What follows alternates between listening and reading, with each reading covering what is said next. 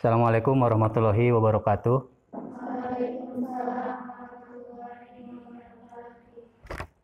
Bagaimana kalian? Sehat semua? Alhamdulillah. Baik, sebelum pembelajaran dimulai, sebelum berlangsung, Bapak absen terlebih dahulu ya, siapa yang hadir dan siapa yang tidak hadir. Sebentar ya.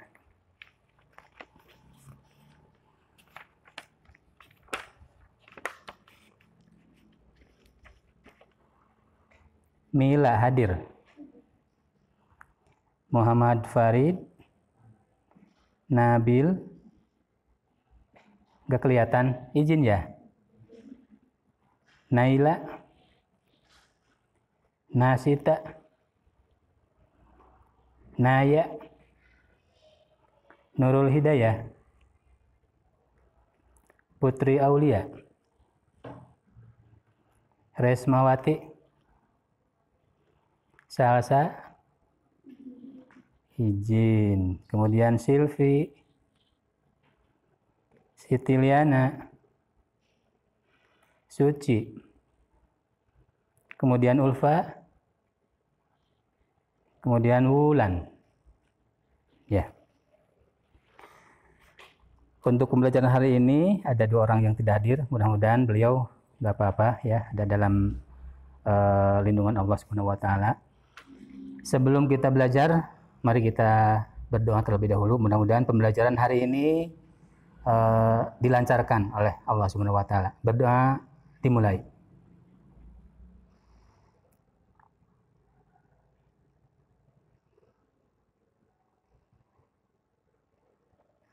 Berdoa dapat diakhiri. Baik, pembelajaran hari ini kita lanjutkan dengan materi yang sebelumnya. Kalau kemarin kita belajar tentang cerpen, tentang teks cerpen. Untuk yang sekarang kita gali unsur-unsur pembangun cerpen atau unsur intrinsik cerpen. Di samping ini sebenarnya ada juga struktur cerpen. Namun yang akan kita gali adalah tentang unsur-unsur pembangun cerpen. Nah, tujuannya pembelajaran hari ini nanti diharapkan setelah selesai pembelajaran kalian dapat mengetahui apa itu si cerpen. Kemudian yang terpenting yang kedua adalah kamu bisa menyimpulkan tentang unsur-unsur pembangun cerpen. Nah, itu tujuannya. Dan perlu kalian ketahui kenapa kalian harus belajar tentang cerpen ini, tentang karya sastra ini. Ini maksudnya kalian supaya bisa lebih bisa mengekspresikan ataupun bisa menikmati prosa ataupun karya sastra dari para pengarang terdahulu ataupun dari para sastrawan. Nah, jadi kalian supaya bisa mengekspresikan dari hasil-hasil sastrawan yang sudah membuat karangan cerpen ini. Baik, selanjutnya kita ketahui tentang yang namanya cerpen. Apa itu cerpen? Ya, bahwa yang namanya cerpen itu adalah cerita pendek. Ya, yang merupakan suatu bentuk prosa naratif fiktif. Artinya cerita yang ada pada cerpen tersebut merupakan karangan yang fiktif belaka. Hanya karangan hayalan belaka. Ya, tidak ada yang asli. Ya, hanya karangan belaka. Tetapi lebih dari itu, kemudian kembali kepada tadi istilah cerpen itu sendiri. Yang namanya cerpen bukan berarti hanya sebatas cerita pendek. Itu mah hanya singkatan ataupun akronim saja. Tetapi ada batasan sejauh mana cerita tersebut dikatakan pendek. Ya, barangkali kalian sebelum belajar lebih lanjut, batasan pendeknya itu seperti apa? Kenapa dikatakan cerita pendek? Ya, sehingga ini nanti akan lebih kepada ciri-ciri cerpen. Sebelum kita lihat dari ciri-ciri cerpen tersebut, di sini kelihatan cerpen itu cenderung singkat, kemudian padat, langsung pada tujuan dibandingkan karya-karya fiksi lainnya.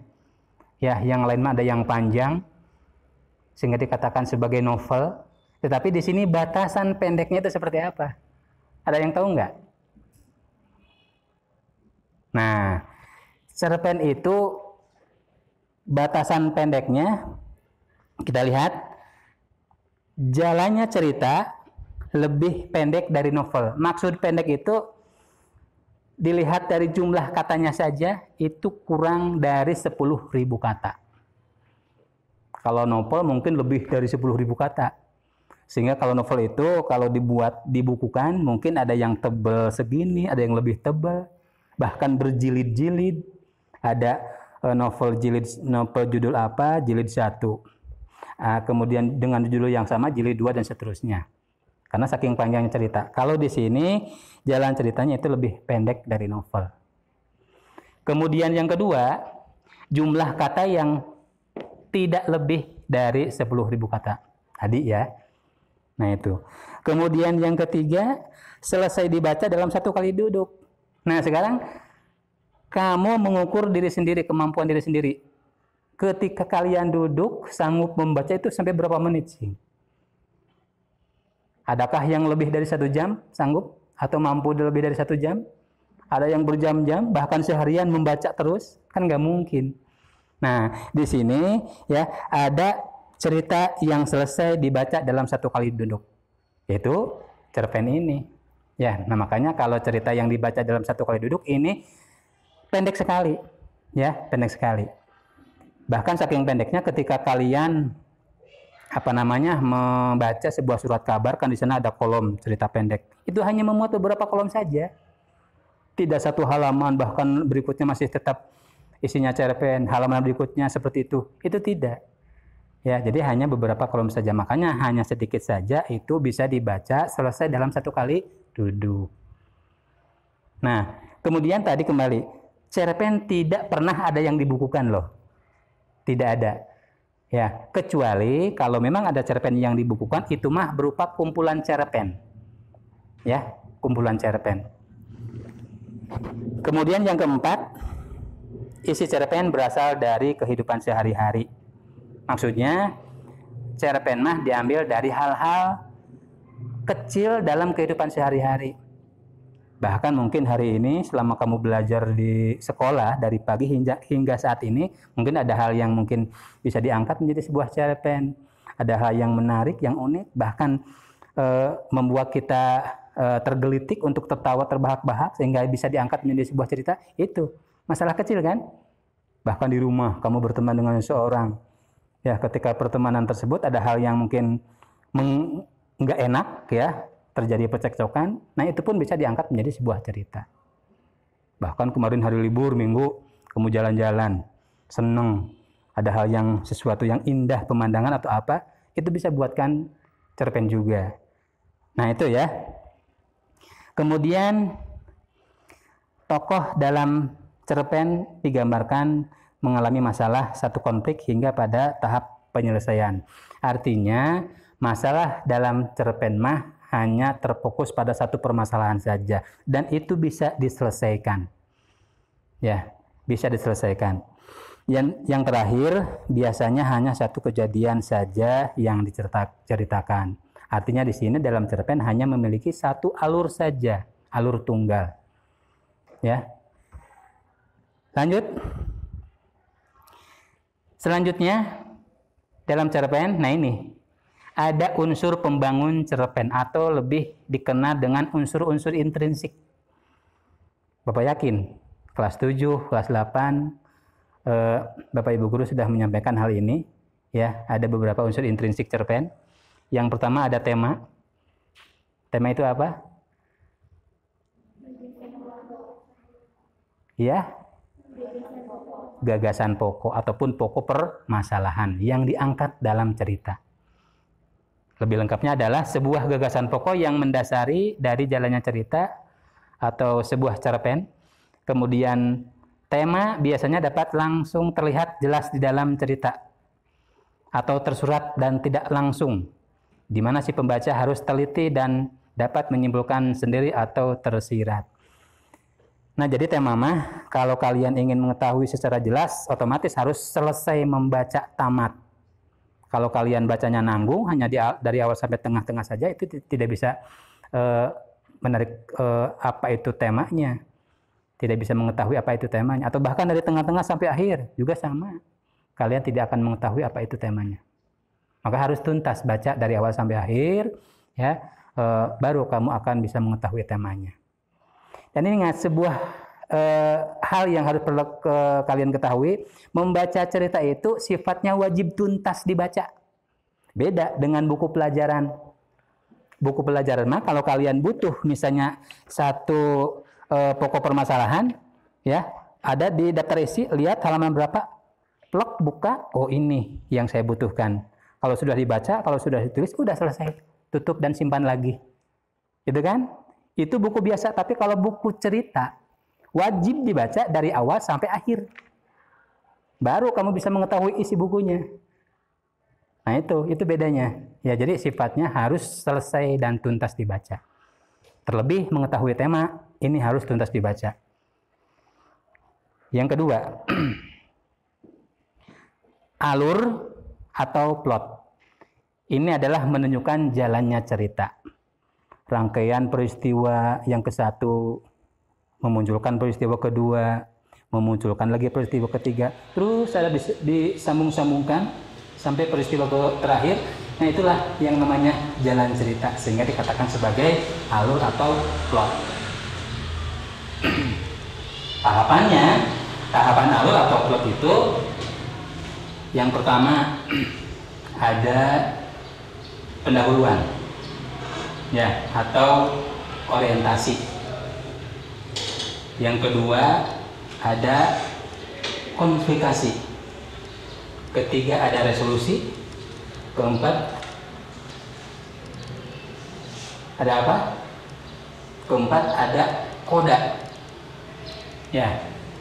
Nah, dari mulai orientasi atau pengenalan, nanti si pengarang akan mengenalkan tokoh-tokohnya, akan mengenalkan latarnya, tempat, situasi dan sebagainya. Nah, itu tahapan orientasi. Kemudian yang kedua tahapan komplikasi, munculnya masalah. Ya, masalah muncul, awalnya sepele. Kamu hanya tersinggung dengan gara-gara kata teman kamu dengan bahasa yang kasar. Itu pun tidak disengaja sebenarnya. Akhirnya diambil hati, sakit hati. Hari berikutnya masih kita ungkit-ungkit masalah yang tadi. Akhirnya dari masalah yang kecil menjadi konflik ternyata. Belum lagi yang satunya nih, laporan ke orang tua. Saya tersinggung dengan teman saya. Inilah konflik orang tua. Yang satunya pun nggak terima karena tidak disengaja. Akhirnya jadi konflik. Konflik semakin lama semakin menjelimet, akhirnya menjadi komplikasi. Yang namanya komplikasi itu masalahnya banyak, bukan hanya satu saja. Nah, ketika masalah sedang hangat-hangat yang memuncak, maka terjadi klimaks ataupun titik puncaknya cerita, titik puncaknya masalah. Ditandai dengan apa? Ketika cerita sedang ada dalam puncak masalah. Pernah nggak ketika kalian baca, jantung kamu berdebar, duk duk duk. Yang tadinya biasa, berdebar kencang, duk duk duk duk duk. Pernah nggak menempati posisi seperti itu? Pernah? Atau ketika sedang nonton sinetron, tokoh yang kamu idolakan dalam bahaya, kamu itu berdebar kencang. Ketika memang betul-betul bahaya, kamu teriak, ya, melempar barang apapun di sana, menjerit. Pernah? Nah, berarti itu cerita ada pada puncaknya. Bahkan kamu ikut menangis, mengeluarkan air mata. Nah, berarti cerita ada pada puncaknya. Itu namanya titik klimaks, ya.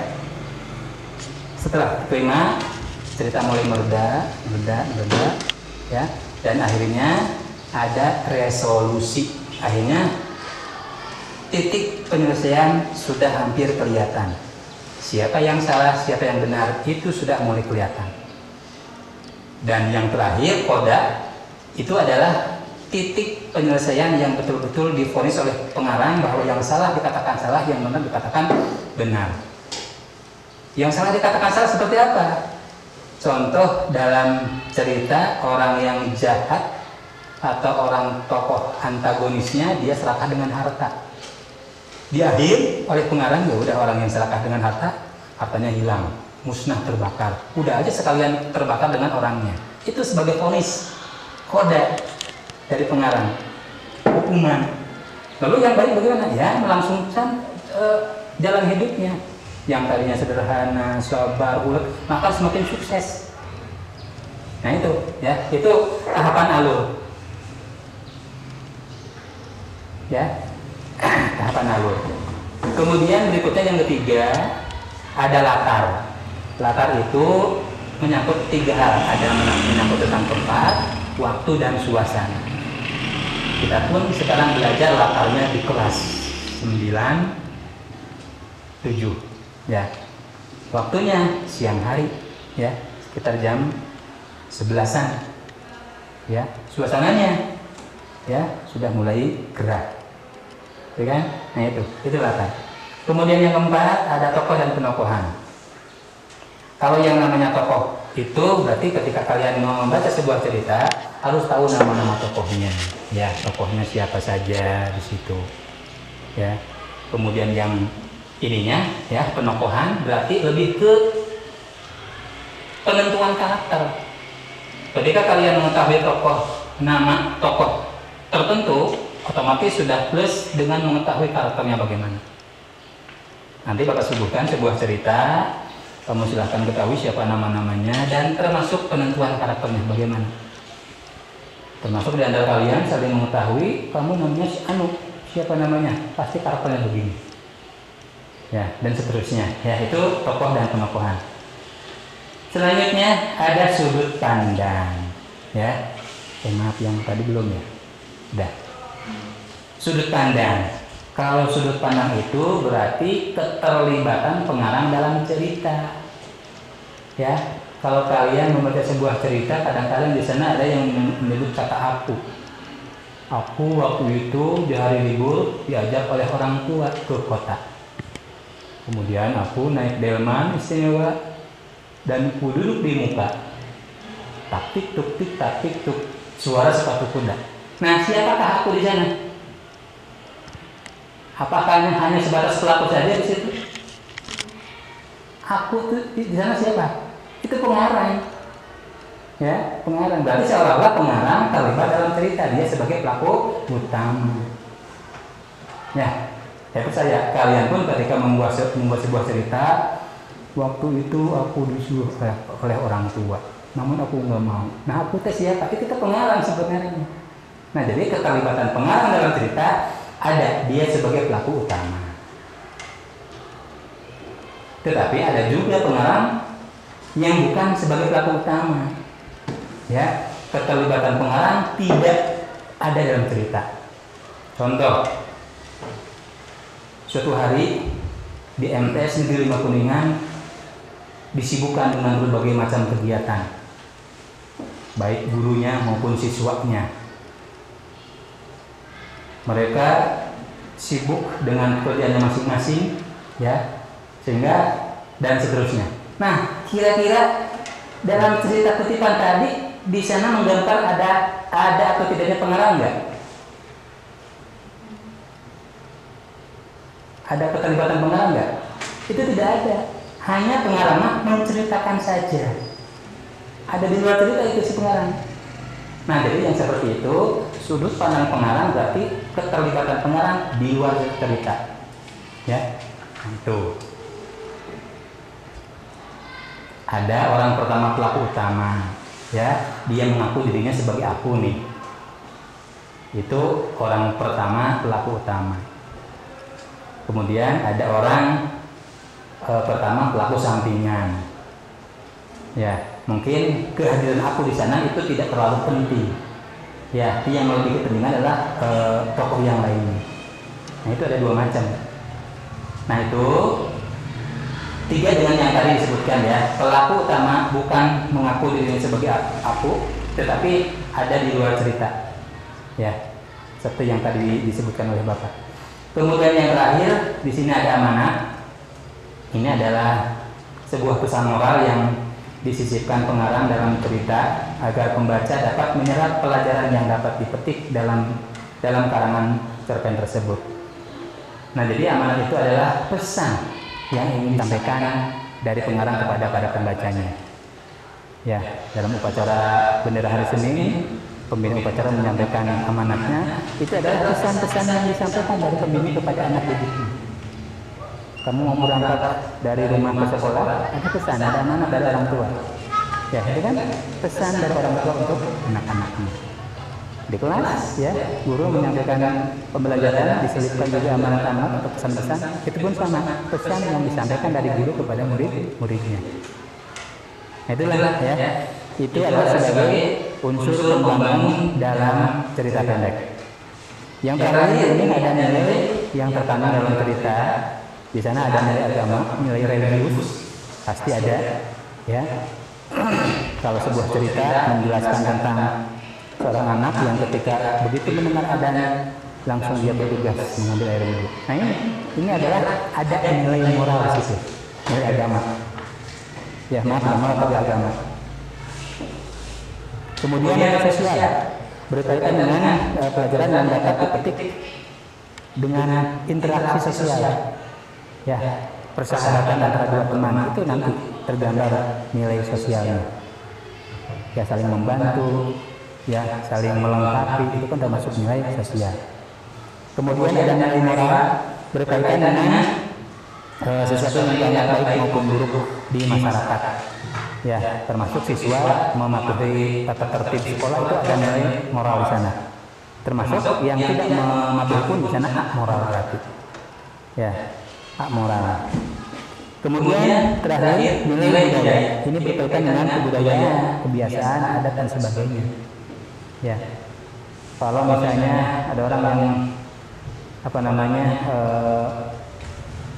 patuh dan yakin terhadap aturan di sebuah tempat, ya, ketika misalnya begini, kita jalan lewat naik motor melalui tempat yang angker, ya, kalau katanya ketika melewati tempat tersebut harus melaksonan, ya, baik motor maupun mobil, atau kalau enggak untuk bapak-bapak rumah yang laki-laki suka merokok, udung-udungan rokok. Ini supaya alamat dan ini kan, nah di sini ada nilai budaya, ya, budaya. Karena ada kebiasaan, tradisi di suatu tempat, ini termasuk ya di dalamnya. Kalau memang ada adegan seperti itu dalam cerita, ini maksudnya kepada nilai budaya. Atas, nah itu. Baik, selanjutnya boleh diperbagikan. Nanti kalian bisa mempelajari contoh cerita dan kita akan analisis bagaimana isi ceritanya terkait dengan nilai-nilai ataupun unsur pembangun dalam sebuah cerita.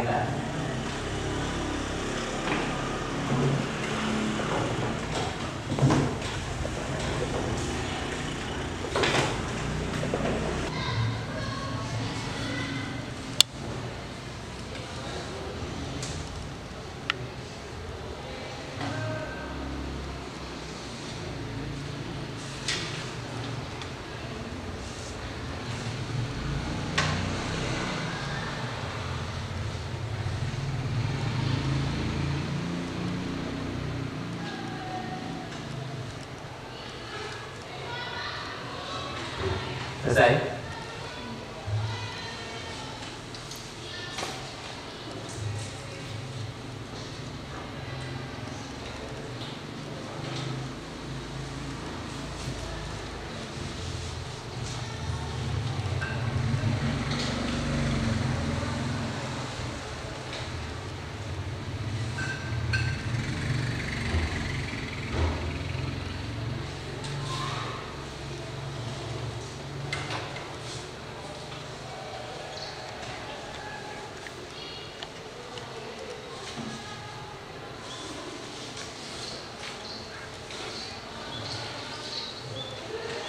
Selesai. Sudah ya? Baik. Nah, untuk mengetahui hasil dari menganalisis unsur intrinsik atau unsur pembangun teks cerita pendek, boleh kalian berdiskusi dan Bapak bentuk kelompok diskusinya. Bapak hitung ya. Ingat nomor kamu nomor berapa? 1, 2, 3, 4, 5, 6, 1, 2, 3, 4, 5, 6, 1. Silakan dengan nomor 1 masing-masing kumpul di sebelah sini. Yang kebagi nomor 1. Yuk, cepat. Berdiri. Nomor 2 belakang. Di sini nomor 3. Yuk, nomor 3 di sini. Belakang nomor 4. Nomor 5 di sini. Nomor 6 di belakang. Yuk, cepat. Jangan berbunyi bangku kursinya. 1 di sini. 2, 3, pada ngayun. 4, ya 4, 5, 6. 1, 2, 3, kursi ini digeser kan, di ngayun.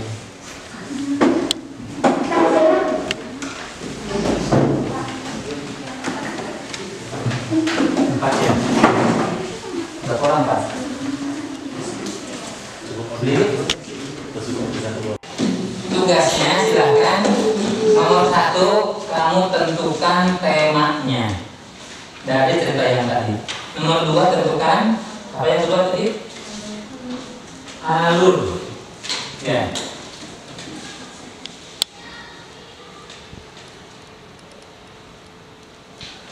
Nomor 3 kamu tentukan latarnya. Latar dari cerita itu gimana? Kemudian yang nomor 4 kamu tentukan tokoh dan penokohan. Kamu tentukan nama-nama tokohnya dan karakternya. Kemudian yang kelima kamu tentukan sudut pandang. Yang keenam kamu tentukan amanatnya. Ya, tentukan amanatnya.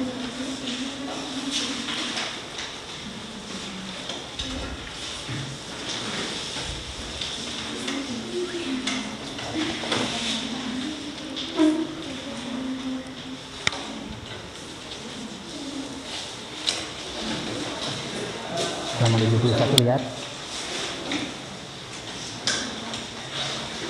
Ya, nomor berapa?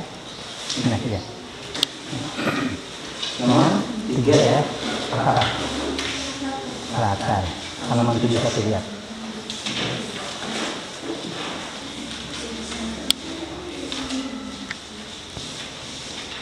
Tujuh dua berarti. Nah ini. 72. Nah. Kemudian berikutnya kelompok berapa ini? 4 ya. Apa tugasnya? 72 dilihat. Kemudian nomor 5. Apa 5?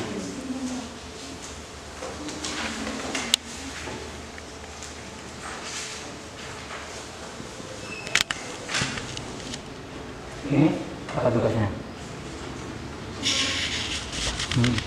Dia mana? Ini halaman 72 lihat.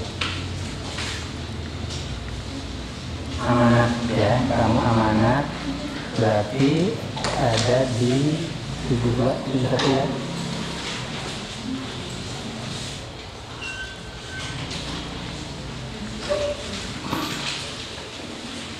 Silakan kamu diskusikan tugas sesuai dengan yang tadi Bapak sebutkan. Nomor 1 kamu mengerjakan mencari temanya. Kemudian yang kedua, kelompok kedua kamu tentukan alurnya dari cerita itu. Ya. Kemudian yang ketiga, kelompok 3 kamu mencari latar, ya bisa menyangkut tentang tempat, kemudian waktu maupun suasana. Kemudian yang kelompok 4 kamu menentukan tokoh dan penokohan. Tokohnya siapa saja, kemudian karakternya bagaimana. Kemudian yang kelima, kelompok 5 menentukan sudut pandang, dan kelompok 6 menentukan amanat. Nanti di akhir diskusi Bapak minta masing-masing kelompok kamu mempresentasikan hasil kerja kamu yang tadi ditulis. Paham ya? Sehingga nanti kelompok yang lain mengetahui apa temanya. Kelompok yang lain pun sama akan mengetahui hasil kerjaan kamu masing-masing. Jadi saling mengisi. Ketika ada yang tidak paham, boleh tanyakan ke Bapak.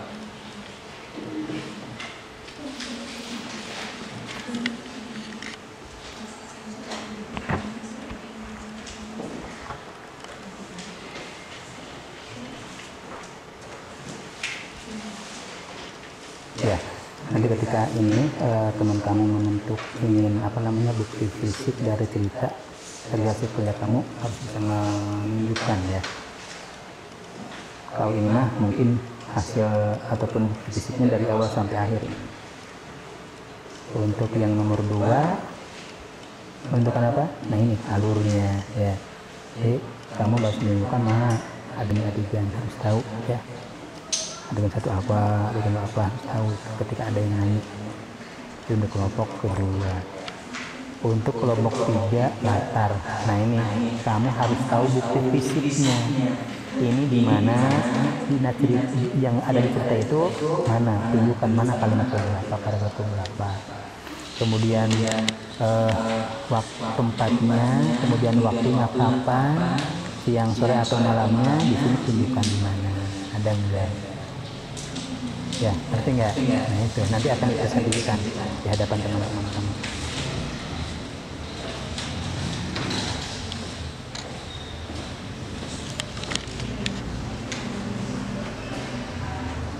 Ini tentang penokohan. Nah, berarti kamu nama-namanya siapa saja, karakternya pun bagaimana, harus ada di sini. Ditunjukkan nih si A karakternya begini, ada di paragraf berapa, baris berapa, harus tahu ya bukti fisiknya itu.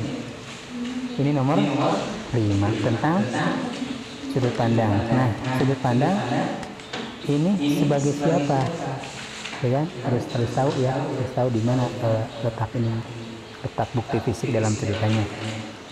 Nah itu. Kemudian yang ini adalah apa? Amanat.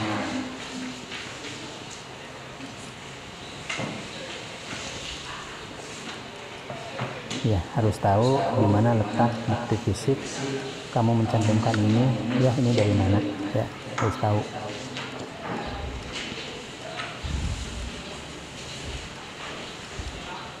Waktunya hampir selesai. Hampir habis untuk diskusi ya. Dan saatnya nanti kita untuk mempresentasikan hasil kerja kelompoknya masing-masing. Sudah ya? Sudah selesai belum?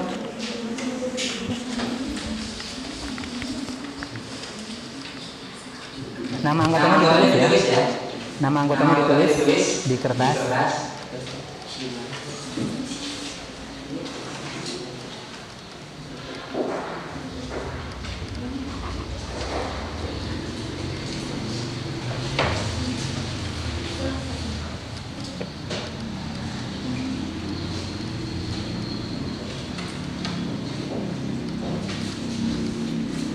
Baik.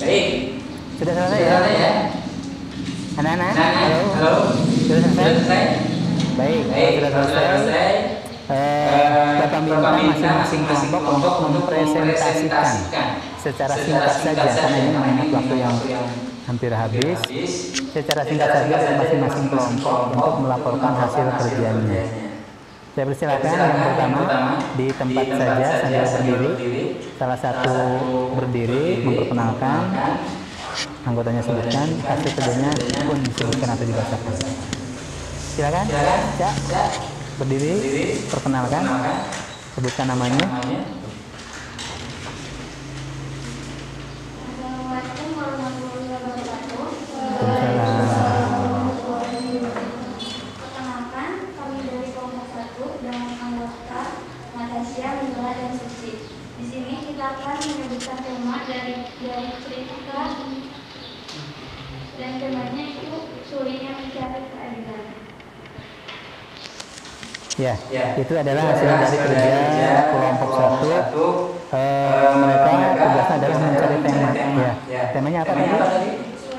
Temanya adalah sulitnya mencari keadilan.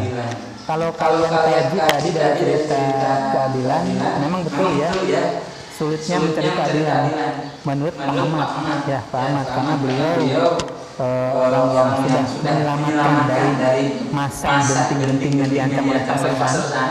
Ya, justru suasana dibuat menjadi lebih tenang oleh Pak Ahmad. Tapi malah tukang es harus bukannya berterima kasih, malah nagih. Pak ini yang dulu beli es katanya, beli es puding tapi nggak bayar, bahkan gelasnya dipecahkan. Nah, itu pendapat Pak Ahmad, sulitnya mencari keadilan di zaman sekarang. Itu menurut cerita ya. Nah, seperti itu. Bagus, terima kasih. Yang kedua, silakan. Yang kedua, untuk melaporkan hasil kerjanya tentang apa? Alur. Ya, silakan. Assalamualaikum warahmatullahi wabarakatuh. Waalaikumsalam warahmatullahi wabarakatuh. Kami dari kelompok kedua dengan anggota kelurahan dan nasihat. Alurnya alur maju, karena di sini tidak ada bagian yang menceritakan masa lalu. Iya. Alurnya adalah alur maju. Kenapa? Karena di sini tidak ada cerita atau bagian di masa lalu. Memang alurnya ya maju sesuai dengan urutannya. Kalau kejadian kemudian dikasih nomor, itu pasti nomornya nomor 1, 2, 3 dan seterusnya. Ya, jadi alurnya termasuk alur maju. Tapi kalau yang namanya alur mundur, di sana tidak ada alur mundur, tidak ada masa lalu yang diceritakan. Ya, nah itu. Bagus, terima kasih. Kemudian silakan kelompok kedua.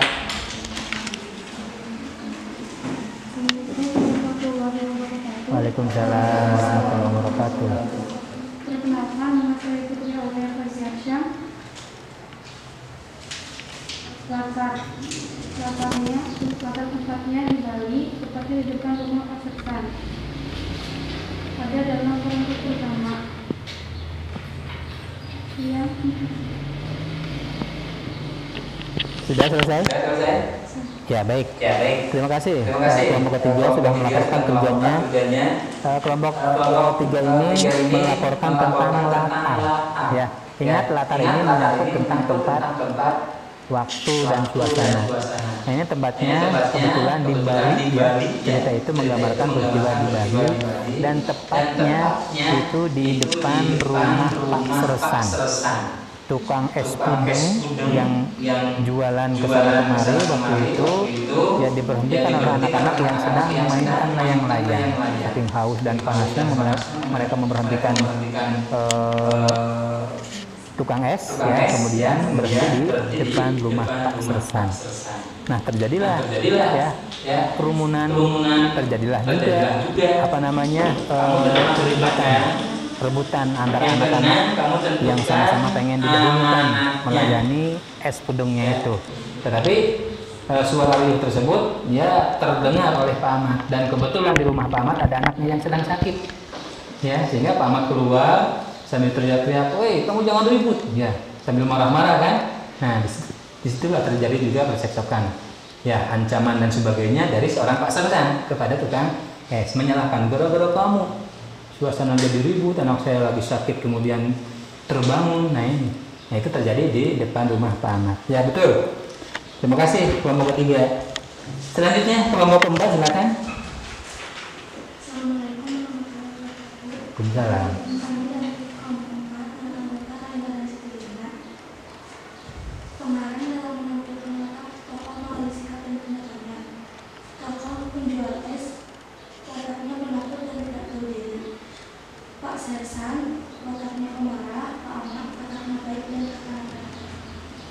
Iya, terima kasih.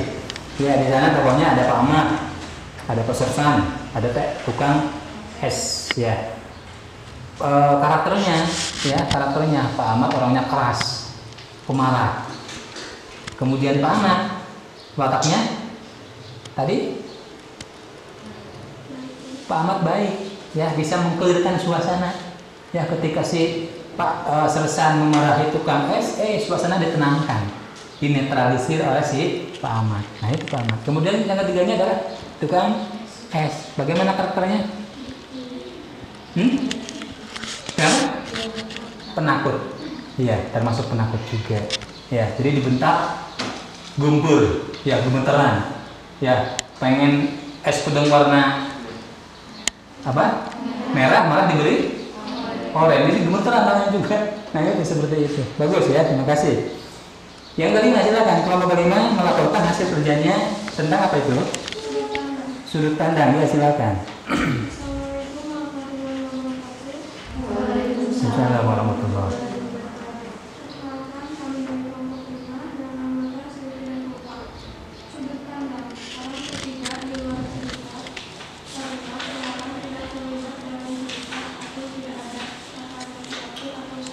Iya, ya baik, bagus ya.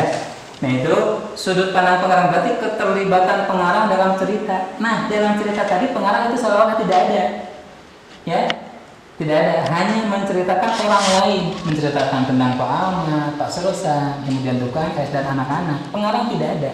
Jadi dia hanya menceritakan, hanya sebagai juru cerita saja, menceritakan saja. Ya, jadi dia pihak ketiga di luar cerita.